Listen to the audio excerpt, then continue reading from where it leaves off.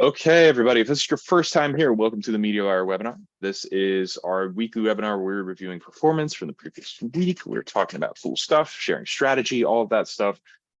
Basically just, giving you what happened, key takeaways, some strategic insights, and then meeting with guests every week and talking a little bit about their business, about their marketing. We have Krish Himmatramka with us today, who's the founder of Do Amore. Fantastic. If it's Do Amore, not Do Amore, right? Amore, yeah. Do Amore, Yep. amazing. A really, really fantastic jewelry brand that we've known about for a while and really enjoyed. And Krish has an amazing story and does amazing work. So we brought him on the webinar today to talk a little bit about his business here at the end and some interesting findings and takeaways for everybody on this call. So without further ado, I'm going to go ahead and get into it. Like I said before we started the recording, if you have any questions, put them in the chat. We'll try and get to them. But otherwise, I'm going to keep this nice and breezy because I know it's a long weekend for everybody here. So the first thing to think about when we're looking at last week's data is that we are stepping into a long weekend here. And these are sort of the like dog days of ecom. Like summer is always a hard time unless you have something that's really, I think, contextually relevant for the summer itself. Father's Day is a tough selling holiday, Memorial Day, 4th of July. So, if you've been on these calls, we've been in a downward trend for several weeks now. And there's some places where I feel like we're sort of bottoming out and you could see certain metrics kind of being level and finally hitting a bottom, but we are at the bottom, the trough of that wave of trending, right? So looking at this, looking at things like CPMs going up. I mean, people are trying to do their testing, they're trying to do their 4th of July sales. That's why you're seeing CTRs up, cost per clicks is up as well. But certain things you'll see that are only changing, maybe 1 or less than 1%. So looking at things like conversion rate, which hasn't shifted very much on the top platforms, buyer intent has just not changed, right? We're still kind of in that same place where we're at. The cost, like customer acquisition costs, are like a little bit down, but like not enough that I would argue that they're really significant in any way. The same for ROAS, like not really shifting very much on most of these channels. This is a tough time. This is a good time to be assessing your business, to be testing creative. If you have creative that's working in this time, you can pretty much guarantee that that's going to work really well in your high intense times. Because if you have creative that's working now, that's attracting high quality customers to your business, this is a tough time to sell, and an even tougher time to be someone buy it. So like if you have something that's working now, I feel really good about that creative, and you probably should too. You should be proud of yourselves. Like that's stuff that works, right? You're testing your creative in the hardest possible environment. And that's a really strong gauge of being like, all right, when holidays roll back around, maybe we have a champion here that we can like iterate on and throw some money behind it and it'll take off, right? So yeah, looking at Google categories, nothing's changed very much. I mean, the shift in shopping spend, which if y'all remember a couple of weeks ago wasn't even 10% of the budget share, and now it's over 12, almost 13. When people are having problems with their top of funnel, you see a lot of, I think, smaller or conversion performance focused brands pulling a lot of their spend away from the upper funnel stuff, away from branded, away from unbranded, putting into shopping because it's higher converting, right? Don't fall into this trap of just dumping all of your money into your conversion campaigns. Like don't fall into that trap. We all know that trap exists. We see it all the time. Don't fall for that, right? Otherwise, budget by platform hasn't shifted a whole lot. TikTok is swinging once again. It swung way up last week and now it's kind of regressing back to the mean, but no real changes here. I'm kind of waiting for the day that YouTube actually pulls more budget than TikTok does, but we've not come close to it. They've closed up. They're both in 3 now, but one hasn't overtaken the other, and the variability is really high. Lots of people coming in and off those platforms. Looking at industry, this is what I'm talking about when I say the dog days of e-commerce, right? This is where you really see the performance drop. So like, yeah, maybe your ads are doing well, but in the long run, in the macro sense, we're having a really hard time pulling new revenue and daily customers, right? So like daily revenue and new customers are down for almost everybody except food and beverage, which like I said in the newsletter, it's picnic month. It's time to get outside and spend. So of course that's going through the roof, right? But you see things like jewelry dropping off. Of course, that's dropping primarily because we just came off several jewelry holidays. You see electronics dropping off on the backs of Father's Day. Father's Day is a big day for electronics usually. Baby is finally slowing down, and so is accessories. So tough time for the summer. It's a good time to be thinking about Q4. You need to be thinking about Q4 right now. That's what we want to be doing. And we're going to start alluding to that more in our weekly newsletters and giving you stuff that you can do now to prep for Q4, right? Okay, I want to go ahead and introduce Krish here. Krish is the founder of Amore, and is truly an incredible person in business. And I'm humbled to have somebody on this webinar who has been on Shark Tank, which is a considerably more challenging place to be than this webinar. So we brought Krish on today because we have a lot of businesses that are starting to prioritize profitability. We're talking about these dog days of summer. We're talking about people who are trying to prioritize. All right, like, what if I shrink my overall revenue? What if I slow my growth and focus on profitability, right? So that's what Krish is focused on, and that's what we're going to talk about today. So Krish, thanks for joining the webinar, man. Yeah, thanks so much. Appreciate it and excited to talk. So not everybody here is maybe familiar with your business. So why don't you just take 5 and tell us a little bit about your business and a little bit about what's new with you, like what's been going on. Yeah, for sure. So Amore, we basically craft the world's most ethical jewelry. It started a few years, out of college. I was an engineer, a mechanical engineer. I was working in the middle of nowhere on a drilling rig. And very quickly you learn how hard it is to drill for oil, but how easy it is to drill for water. It would take us, several weeks to get to the oil, but we would hit water within a few minutes. This just kind of bothered me, having seen the water crisis when I was younger. So I thought, what if there's a way to go drill wells for people in developing countries? And I realized there's already so many organizations that do that. So I wanted to help one of these organizations by selling something very expensive so that every purchase can make a massive difference and actually change a person's life. And engagement rings are the perfect product. They're expensive. Almost everyone buys them once in their life. And they were high volume. And they had great profit margins. So I thought, what if I can sell engagement rings, and every time I would sell an engagement ring, I could change a person's life by bringing them access to water. So my wife's ring was the first one. We did it with my wife's ring first. I proposed to my wife with the Amore ring. She was basically ring number 1. And we used recycled gold and an ethical diamond and, the whole 9 yards. The idea was, what if we can make rings that help the world instead of hurt the world? And so that's what we do. So yeah, we started this. I had saved up $18,000 at the time, put all $18,000 into a bank account named Amore. And I always knew that we were going to have to raise more capital, or I would have to put more money in somehow. But that $18,000 is the only investment that has ever been made into Amore.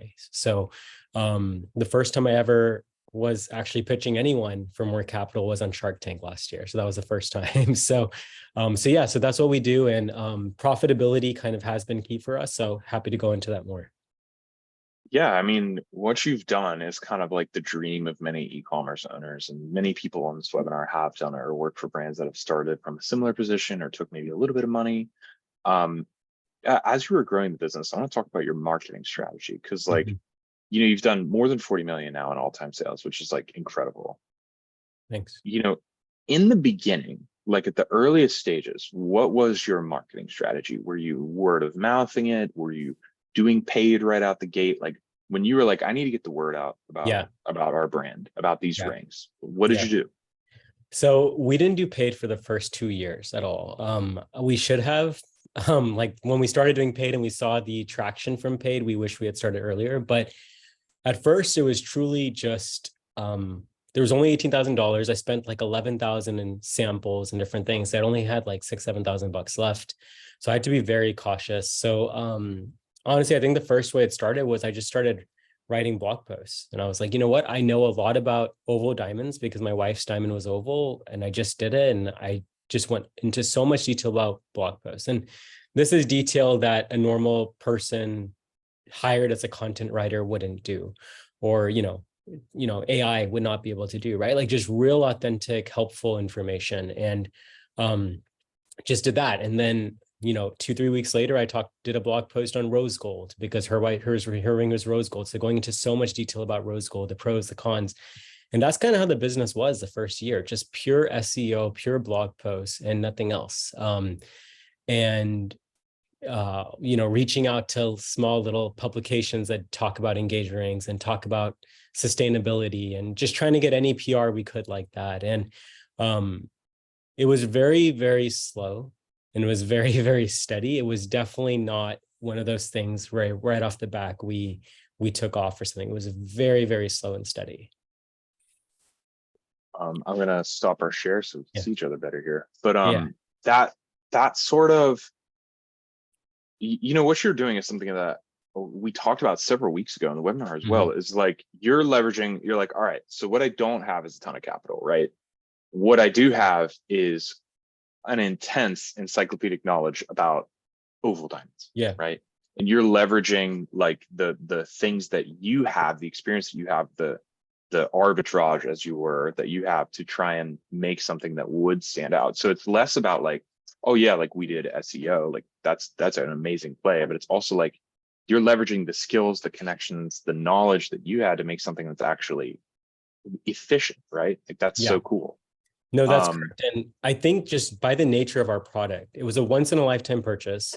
People research this a lot. They take our purchase cycle is not a couple of days, it's not a couple of weeks, it's about a month and a half or 2 months, right? So it's a very trust intense purchase. And I think we just knew like we have to be so authentic. And if we don't know what we're talking about, people can see through us. So from the start, it's always been about just say what we know, just always be honest, always be truthful. And so every single piece of content that we ever write is extremely authentic. It's just the truth. And I think that helped a lot initially. And right now, like absolutely, you just showed these slides and jewelry is down right now. Like it really is. And so now that we are doing paid ads, when we come back into these periods where we do have to scale back down because we know that it's a waste right now, it's always like a good moment for us to kind of go back into those early days and like right now just kind of focus back on what we know. So put the emphasis back on, maybe it's YouTube organic or maybe it's something, but like just really putting the emphasis back on those types of things, because we just know right now paid ads is not the best, most optimal use of our money for the next month and a half. Yeah. and this is what this is what we've been talking about so much at Northbeam, just internally as well. Is Mhm. like we're talking about, oh, okay, like what are the levers that people can pull in their business? And I have people like you come on, I'm meeting with our clients all the time. Mhm. And over and over and over again, businesses that are special, that are once in a lifetime like yours, they're built on that authenticity. They're built on that relationship. They're built on just being real. Whatever marketing tactics and levers they pull, that authenticity is like the crucial part of it. And like, you're selling engagement rings. Like there's a high level of trust and investment. And I think getting people to believe in you and the work that you're doing, because it is so Mhm. expensive, right? But that trust even extends towards like the smallest things, towards even toilet paper. You know Yeah. what I mean? Like with the other end of the spectrum, people want that. They Yeah. want that, right? How do you communicate that on your site and your marketing strategy? Like, you Yeah. talk about remaining authentic and telling a real story. Like, what are some key things that you make sure you always hit on? Yeah. For Yeah. sure. So one, like truthfully, we still need help here. Like we do need help here. We did consumer insights for the first time ever and way overdue.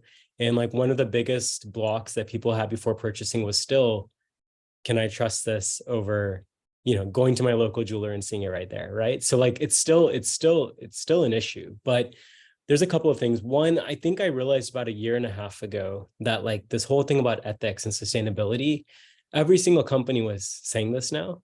Um, Including like, we share manufacturers with some companies and we have different types of standards and goals and all of these things that manufacturers. And we were like, that company's not using that. Like we know that, but everyone's saying it. And so what we did instead is like, we kind of were like, you know what, let's stop saying it.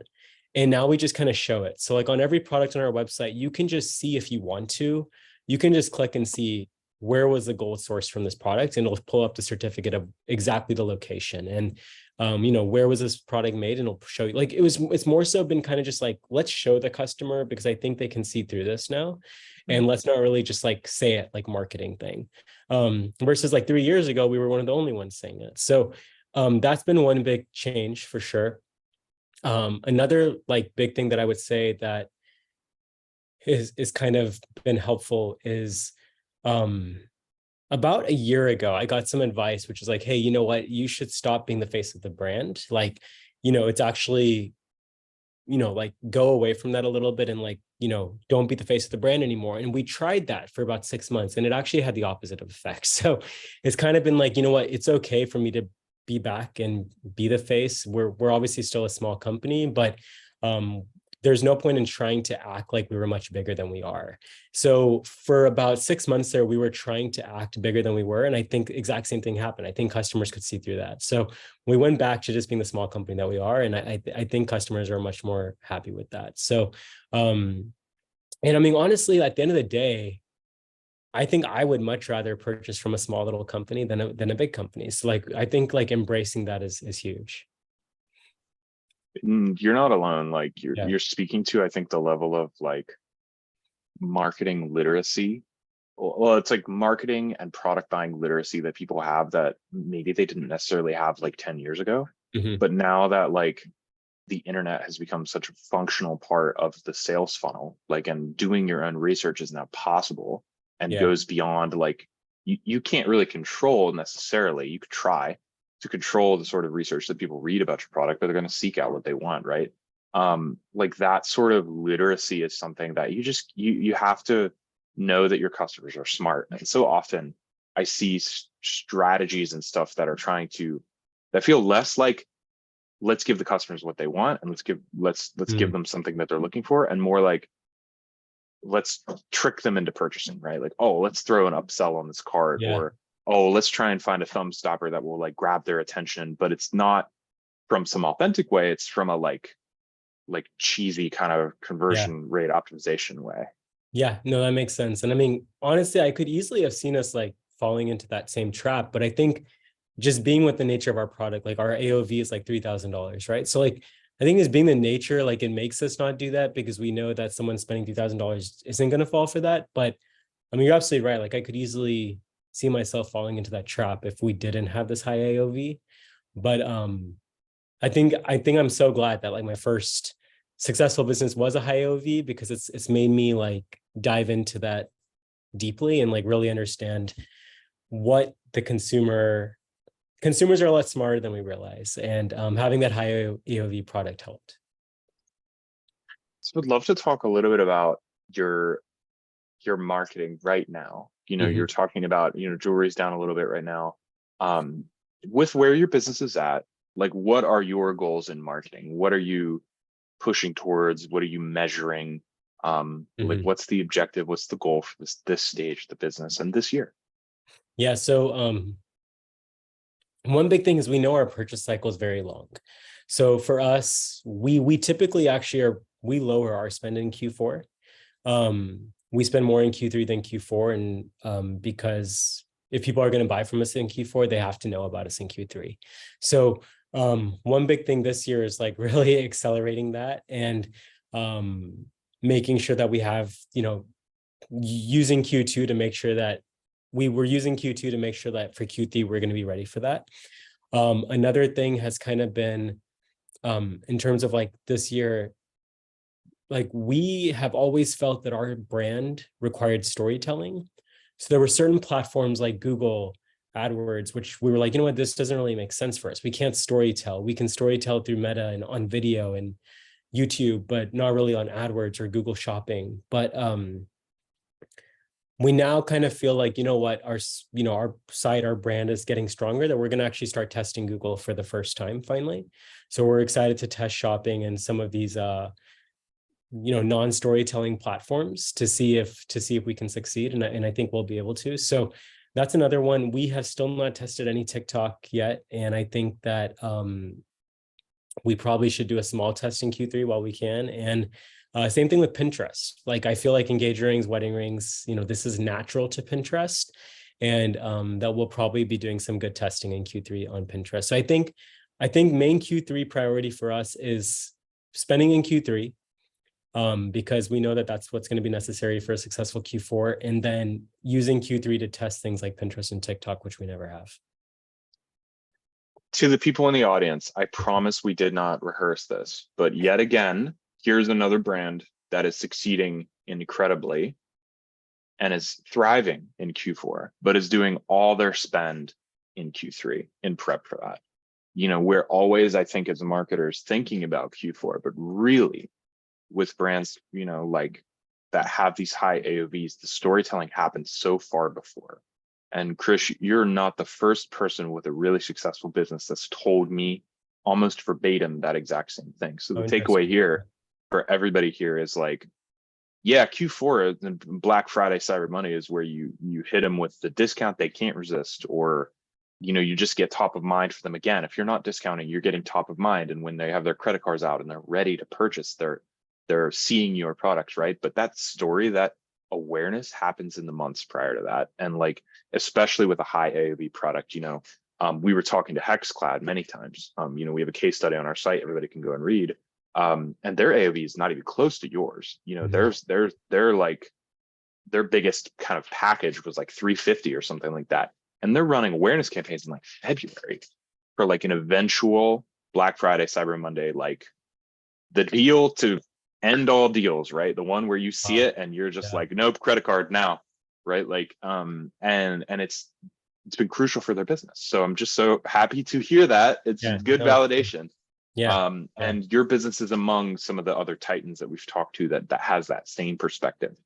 Are just amazing stuff. All right, we're coming up on time. I know you're a busy man. I want to give you some I know, time not back, at all.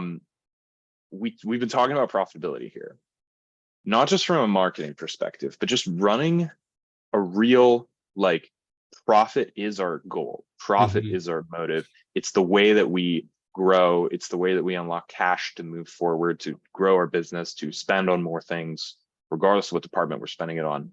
What are some tips you have for maintaining a profitability first approach in your business, your marketing? Yeah. Like how would you advise some of the people on this call? Yeah. So first of all, if you aren't running profit positive right now and you're not backed and you're really just, trying to scale, I will tell you, whenever you end up taking that profit mentality approach, like just for reference, like your own stress levels are going to decrease so much. Like knowing that you're running cash flow positive, I can't tell you like the difference in stress that it is. And like it's just remarkable. Like you'll feel like a whole new person. At least I do. So that's one thing I will mention. I will say that if you want to try being, if you want to try this for a month or two and see how it feels to be running a profitability first company, I would just take some of your balance, open up a business savings account and throw some balance in there. And then you just have this, you know, X amount in your working capital checking account. And I would just see how it goes for 2 months and just say, that's all I have. And that's what I have to spend. And, whatever you put in the savings, you can add that back in later, but just try it at first. And if you just say, oh, I'm only going to say that we have, $40,000, it's not going to work because eventually you're going to you have to actually remove that money and put it in a different account. Otherwise it's not going to work. So that's one thing that we do, like during certain campaigns or certain time where we know we're going to be spending a lot, we do move money into our business savings account. So we can't even see that money. And it just helps us stay focused and it helps us stay truthful. So that's one thing. And the other thing I would say too is like, if you like really try to go back to the basics and think of like your first, few customers and the first few customers after that, and the first few customers after that, like the reasons that they bought from you are probably the reasons you exist. Like, yes, like the people are buying now because of your marketing and things like that. But if you can go back to listen to why those first few customers bought from you, and you can bring your marketing and you can bring your creative around those reasons, I think that that's really successful. That's one thing we're doing. We're trying to think back, like, why did customers buy from us in the very early stages when no one knew who we were, and why did people pay us 3,000, 4,000 bucks without, for a company that's been around for a few months? Like, why did they trust us? And if we can take the reasons they bought from us and put that into creative, it'll work for everybody. So that's one second thing I would add, just like a tip on profitability creative. That might be some of your best performing creative, in my opinion. Like it's the return to fundamentals for me Mhm. that I'm so excited by, because I think I've fallen into this trap as a Mm. marketer where I'm like, oh, the reason they're buying is because of all these crazy marketing tactics that I have stacked on top of each other. I got a big complicated funnel. I got all these different channels firing. I've got all these different metrics like competing, and I've created this big web, right? And so often I'm like, wait a minute, like the reason they buy it is because it's a beautiful ethical ring Hmm. that they learned about at a time when they were trying to find one. And Hmm. I'm like, oh, right, like that's what's doing it. And I Yeah. think if you simplify, it becomes much easier to track the money. It becomes much easier to be like, okay, like actually are we seeing ROI on this? That's why some of our biggest and most successful customers, like Jones Road, like Cody couldn't tell you his ROAS on Hmm. specific channels. Like he Yeah. says that on Twitter all the time. But like his MER, like his blended, understanding how his marketing works together, he knows that exactly. And he's like, I have to maintain it over a certain level because I've figured out in my business that if I can maintain this specific MER, and I'm only looking at the channels for like various engagements and like their contribution to that MER, he's like, I know it just prints money. It just churns. It just goes, and I don't have to like get too into the details, and I can worry instead about the fundamental things that you're talking about. Like, why do people buy this stuff? And if Yeah. you're constantly shipping new SKUs or reaching into new markets, those things are going to always change, right? Hmm. And so I'm so glad to hear that like you're like, even at a business of your incredible scale, you're just like, no, we focus on why they buy. Um, do you have any final points of advice for people who are maybe stepping into a tough performance marketing season or are having a hard time, running their brands or thinking about what they're going to do in this tough summer? Do you have any final pieces Yeah. of advice? I mean, I don't think that people will like my advice, but I'll give my Good. advice. Let's hear it. I will Good. say like it's okay to not have like the best quarter. Like it's okay to scale back a little. And maybe it's your first time, but like we've had to do it. And in the long run, it was for the better good. So like if you have to scale back a little because the market's just really tough, it's okay and do it. And then you'll have more cash for next quarter or whatever. So I would say like my advice would be like, um, don't get into like this mentality where quarter to quarter, like every quarter needs to be better than the last. And I get like overall the trajectory needs to be that way, but enjoy this time while you don't have shareholders and you don't have to go and you're not a public company yet, right? So like enjoy this time while you're not, and use that to your advantage and use that cash to your advantage. And when you are public, maybe it'll be a different story, but for now enjoy that and leverage that for better cash flow, and spend when the time is right, not just for the quarter.